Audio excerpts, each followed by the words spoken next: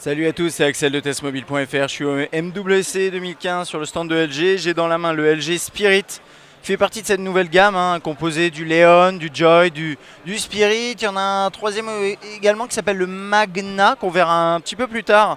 C'est celui qui est tout en haut de la gamme. Celui-là, il est juste en dessous du Magna, si je ne me trompe pas. Bon, on verra après ça. De toute façon, focalisons-nous sur ce petit Spirit petit parce que c'est un écran 4.7 pouces. Alors c'est on va dire de taille moyenne, plutôt confortable pour la plupart des gens d'ailleurs. Donc c'est un 4.7 pouces HD.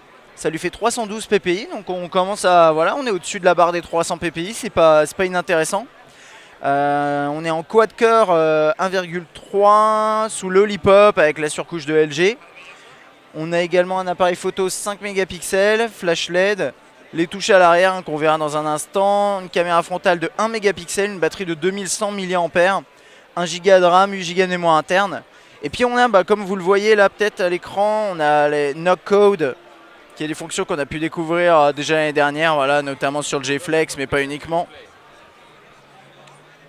Et on va faire d'abord un tour du design. Alors, donc sur le haut, désolé, il n'y a qu'une version noire ici. Blanc, ça passe généralement mieux à la caméra, mais là c'est une version noire. On a la caméra frontale juste ici, audio ici. On n'a rien en bas, on a juste une barre noire, mais on n'a rien au-dessus puisque les boutons sont intégrés dans l'interface.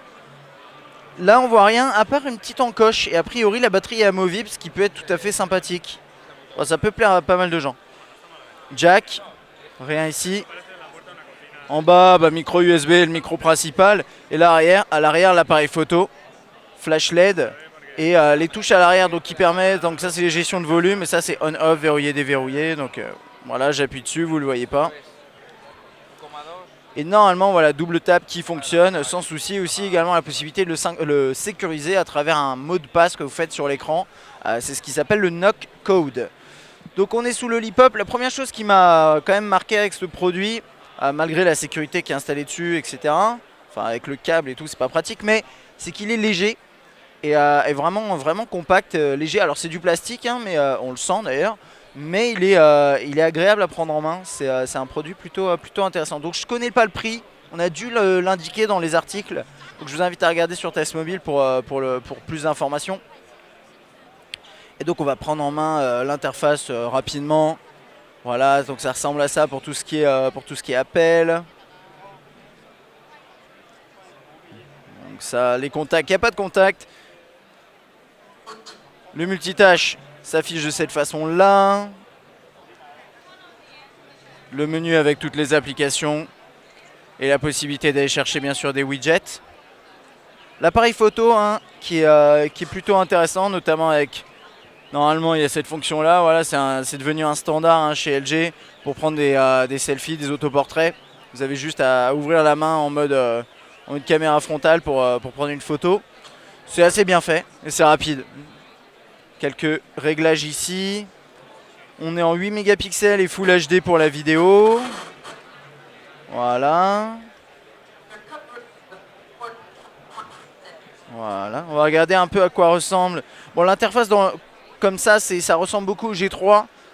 C'est du flat design, c'est pas loin de Material Design dans le sens où de toute façon c'est Lollipop, mais même sur le G3 ça commençait à ressembler à Material Design dans l'idée avec du flat, mais pas uniquement. Il n'y a pas toutes les transitions qu'on a dans Lollipop de base, mais on a quand même quelque chose de assez sympa. Hop, je rallume l'écran, ce serait mieux. Voilà.